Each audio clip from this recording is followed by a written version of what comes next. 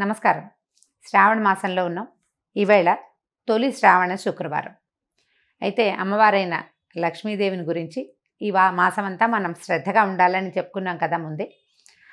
అమ్మవారి జననం, లక్ష్మీదేవి పుట్టుకను గురించిన కథను చెప్పుకుందాం.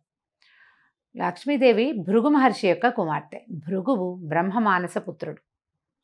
ఆయనకి కలిగిన సంతానాల్లో లక్ష్మీదేవి ప్రథమ సంతానం, స్త్రీ సంతానం. అయితే అందుకని మనం అమ్మవారిని భార్గవి అనే నామధేయంతో కొలుస్తాం. అష్టోత్తరం సహస్రనామాల్లో భార్గవి పేరు కనపడుతుంది. భృగునందన ఆవిడ ఒక కల్పంలో జరిగిందనమాట ఇది. అంటే మన ప్రతి కల్పంలోనూ కొంచెం కొంచెం తేడాలు జరుగుతుంటే ఓ కల్పంలో ఈవిడ భృగు మహర్షికి కూతురుగా జన్మించింది. అప్పుడు ఆవిడని శ్రీ మహావిష్ణువుకి ఇచ్చి వివాహం చేశారట. తర్వాత కాలంలో, అంటే తర్వాత మన్వంతరంలో లక్ష్మీదేవి విష్ణువుతో ఉండగానే ఆమె సమృద్ధికి సూచన అని, ఆమె వల్లే ధనధాన్యాభివృద్ధి జరుగుతుందని తెలుసుకున్నారు ప్రజలు అప్పటికే. అయితే తర్వాత కాలంలో ఒకనాడు దూర్వాస మహాముని వైకుంఠానికి వచ్చాడు లక్ష్మీనారాయణలను సేవించడానికి. అప్పుడు అక్కడి నుంచి ఆయనకు ఒక పారిజాత పుష్పమాల లభించింది, కల్పవృక్షాల మాల అన్నమాట. స్వామివారిని ఏమన్నా నిర్మాల్యం అది తీసుకున్నాడు. ఈ దూర్వాసుడు నిర్మాల్యం తీసుకుని వస్తూ తనకి ఎదురైనటువంటి దేవేంద్రుడికి ఆ నిర్మాల్యపు దండని, స్వామివారి మీద నుంచి తీసిన దండ అని చెప్పి చేతిలో పెట్టాడు. అయితే ఇంద్రుడు ఆ పూట కొద్దిగా సురాపాన మత్తుడుగా ఉన్నాడు. కాస్త అశ్రద్ధగా ఆ దేనిని, దండని ఐరావతానికి అప్పచెప్పాడు. ఐరావతం అంటే ఏనుగు. ఏనుగుకి ఇది ఎట్లా తెలుస్తుంది? ఆ ఏనుగు ఆ దండని విసిరేసేసరికల్లా ఇలాగా నిర్మాల్యానికి జరిగిన అపచారం వల్ల స్వర్గలక్ష్మి ఇంద్రుణ్ణి విడిచి వెళ్ళిపోయిందట. ఇప్పుడు స్వర్గంలో ఉన్న వైభవం అంతా లక్ష్మీ వైభవమే కదా, దాంతో స్వర్గలక్ష్మి విడిపోయింది. ఆ తర్వాత కాలంలో ఏం జరిగిందంటే, దానవులు స్వర్గం మీదకి దండెత్తి వచ్చాక చాలా మహాసంగ్రామం జరిగింది. ఆల్రెడీ ఇంద్రుడు చేసున్నటువంటి ఈ రకమైన దైవాపరాధం వల్ల అతను ఓడిపోయాడు. దానవులు గెలిచారు. ఆ తర్వాత ఇంద్రాది దేవతలంతా కలిసి విష్ణుమూర్తిని శరణ్ వేడారు. ముందు బ్రహ్మదేవుడి దగ్గరికి వెళ్ళారు. నుంచి విష్ణుమూర్తి దగ్గరికి వెళ్తే విష్ణువు ఏం చెప్పాడంటే, నువ్వు దైవాపరాధన చేయటం వల్ల లక్ష్మి కోపించింది, ఆమె నిన్ను వదిలి వెళ్ళిపోయింది. నిన్నే కాదు, వైకుంఠ లక్ష్మి కూడా వెళ్ళిపోయింది, ఆమె ఇక్కడ కూడా లేదు. నీ వల్ల మనం అందరము నష్టపోయాము. కాబట్టి లక్ష్మిని సాధించేందుకు ఒక మార్గం చూసుకోండి, ఒక మార్గం చూడాలని చెప్పాడు. అదే సమయంలో ఈ దానవులంతా మృత సంజీవని విద్యతోటి వాళ్ళు బతికిపోవటము, వాళ్ళు వరగర్వాలతోటి శక్తివంతులుగా ఉండటము, వీటన్నిటి మీద ఆలోచించి అమృతాన్ని సాధించాలి, దాంతోపాటు లక్ష్మీదేవిని కూడా సాధించుకోవాలని ప్రయత్నం చేసి దేవదానవులు ఇద్దరూ కలిసి అమృత మథనం కోసం ప్రయత్నం చేశారు. బ్రహ్మదేవుడు వీళ్ళకి లక్ష్మీదేవి కూడా అవసరమైనప్పటికీ అమృతం కోసం మీరు కూడా సాయపడండి అని దానవుల్ని కూడా వీళ్ళతోటి కలిపారు. దేవతలు దానవులు కలిసి క్షీరసాగర మథనం చేశారు. ఈ పాల కడలిని చిలకటము. ఇప్పుడు ఇది నిజంగా జరిగిందా ఇలాంటివి అని ప్రశ్నిస్తే లాభం లేదండి. ఏదో ఒకటి జరిగింది. ఆ జరగటం వల్ల వచ్చినటువంటి ఉపయోగాలు ఏమిటో మనం తెలుసుకోవాలంతే. ఇవి పురాణ గాథలు, ఇవి నిజం అవునా కాదా అనే ప్రశ్నల కంటే కూడా దాని తర్వాత జరిగిన ఫలితం ఏమిటి అనేది, దానివల్ల మనం ఏం తెలుసుకుంటున్నాము. ఏదైనా మధిస్తేనే సరైన విషయం బయటకు వస్తుంది. పాలల్లో వెన్న దాగుంటుంది. పచ్చిపాలల్లో ఏది తీయంటే తీయగలము, చేత్తో రాదు. పోనీ పాలని తోడుపెట్టి పెరుగు చేసాం, పెరుగులోంచి కూడా తీయంటే తీస్తే రాదు, తరిస్తే వస్తుంది.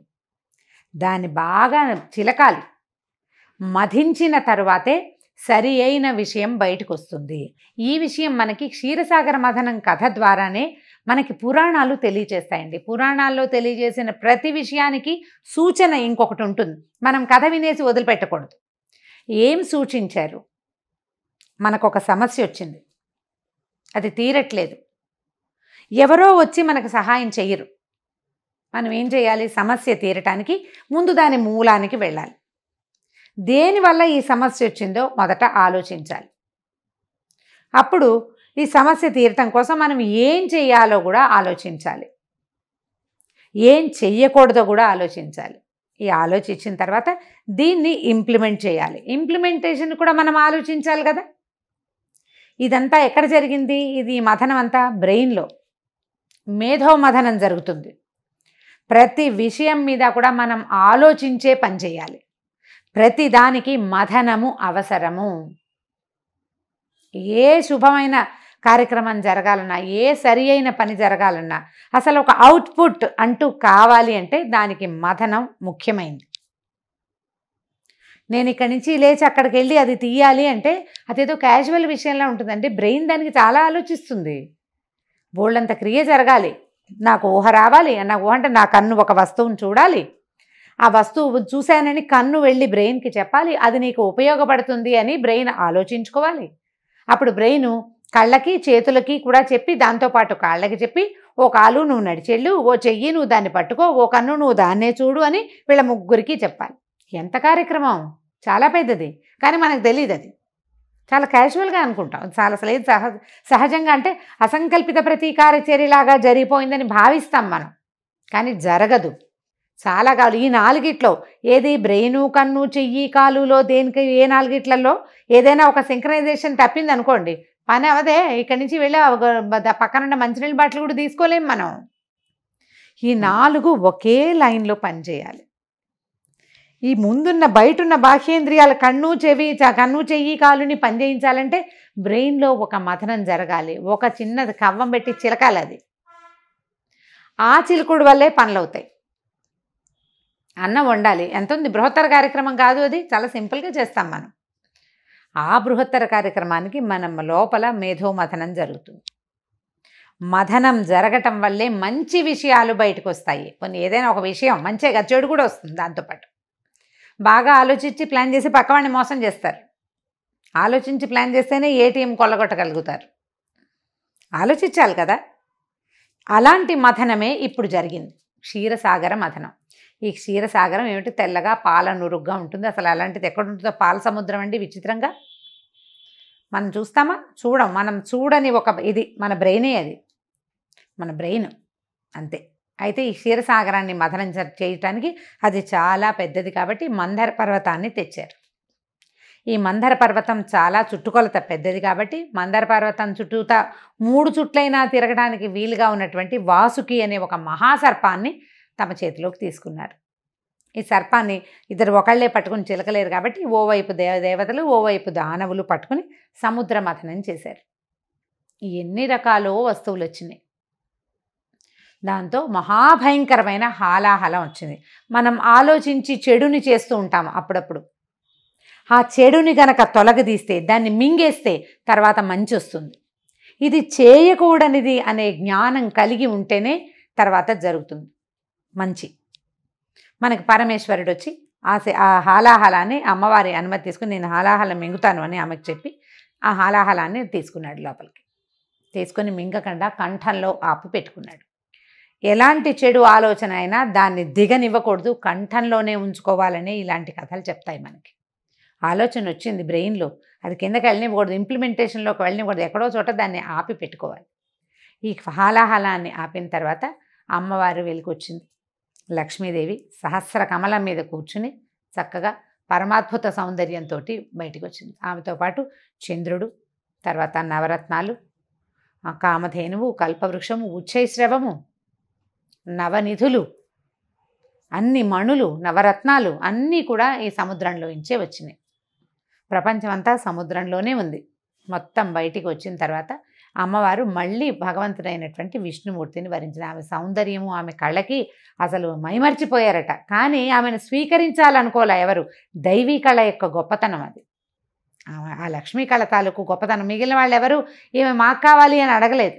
ఆమె స్వయంగా వెళ్ళి శ్రీమన్నారాయణ్ణి ఆయన దండ వేసి ఆయన మెడలో, ఆయన వక్షస్థలంలోకి చేరిపోయింది. వివాహం అప్పుడు భృగు మహర్షి కూతురుగా ఉన్నప్పుడు ఆవిడ విష్ణువుని అడిగిందట, నేను నీతో పాటు ఎక్కడుండాలి అంటే నా హృదయంలో ఉండమన్నట్టు.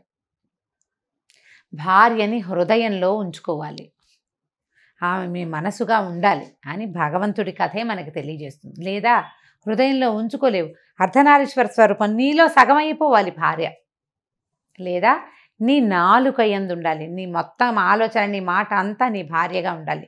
అలాంటి వాళ్ళు ప్రఖ్యాతులవుతారు, అలాంటి వాళ్ళు హాయిగా ఉంటారు, వాళ్ళ జీవితం సుఖంగా ఉంటుంది. అది చెప్పడానికే పురాణాల్లో ఇలాంటి విషయాలు చెప్తారండి మనకి.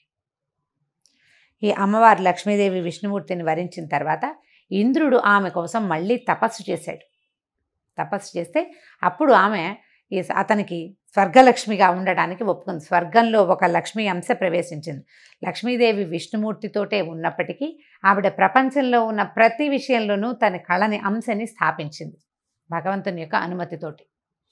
స్వర్గలక్ష్మిగా స్వర్గంలోను, సస్యలక్ష్మిగా పంటలయందు,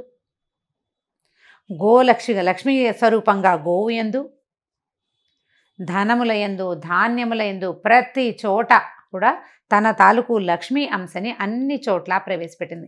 అమ్మాయి కాస్త చక్కగా బాగుంటే అమ్మాయి లక్ష్మీ కళగా ఉందంట. లక్ష్మీ స్వరూపంగా కనిపిస్తుంది. లక్ష్మీ సాన్నిధ్యం కనపడుతుంది. బాగా ఒక 10-25 బస్తాల బియ్యము అవి కనపడితే అక్కడ ధాన్యలక్ష్మి సాన్నిధ్యం, సస్యలక్ష్మి సాన్నిధ్యం కనిపిస్తుంది. ఎక్కడ నిండుదనం ఉందో, ఎక్కడ సమృద్ధి ఉందో అక్కడ లక్ష్మి ఉన్నట్టు. మన దగ్గర నిండుతనం లేదు, సమృద్ధి లేదు. సమృద్ధిని సాధించేందుకు ప్రయత్నం చేయాలి. లక్ష్మి సాధన వల్లే సమకూడుతుంది. మళ్ళీ ఇందులో ఇంకోటి ఉందండి. ఉద్యోగినం పురుష సింహం ఉపైతి లక్ష్మి అన్నారు. సంస్కృతంలో ఒక శ్లోకం ఉంది ఇది. ఎవడైతే ప్రయత్నశీలుడుగా ఉంటాడో వాడికి లక్ష్మి దొరుకుతుంది. స్త్రీ పురుష భేదం లేదండి. పని చేస్తే లక్ష్మి సాధిస్తాం మనం. ఏదైనా సరే అన్ని రకాల లక్ష్ములని, విద్యాలక్ష్మిని, జ్ఞానలక్ష్మిని, ధైర్యలక్ష్మి, సాహసలక్ష్మిని కూడాను ప్రయత్నమే చేయాలి. ఆ ప్రయత్నాన్ని శ్రద్ధగా చేయాలి. ఈ క్షీరసాగర మథనం కథ విన్న వాళ్ళకి చాలా మంచిదని చెప్తారండి. శుక్రవారం నాడు చక్కగా లక్ష్మీ పూజ చేసుకుని ఈ కథని సావకాశంగా వినండి. దీంట్లో చాలా డీటెయిల్స్ ఉన్నాయి. ఇంకా చాలా డీటెయిల్స్ నేను వదిలిపెట్టాను. మనకి పెద్దగా సమయం లేదు, తెలిసిన కథే కదా అని బ్రీఫ్గా చెప్పాను. కానీ దీని మీద చక్కగా పిల్లలకి చెప్పండి. మీరు ఒకసారి తలుచుకోండి. మంచి పుస్తకం ఏదైనా ఉంటే ఆ పుస్తకం తీసుకుని చదువుకోండి. మనం ఇది శ్రద్ధగా ఉండవలసిన నెల అనేది జ్ఞాపకం పెట్టుకోండి. లక్ష్మీ పూజ చేసుకుని ఎవరైనా ఒక ముత్తైదుకి ఒక తాంబూలం కనుక ఇస్తే చాలా మంచిది, శుభం జరుగుతుంది. నమస్కారం.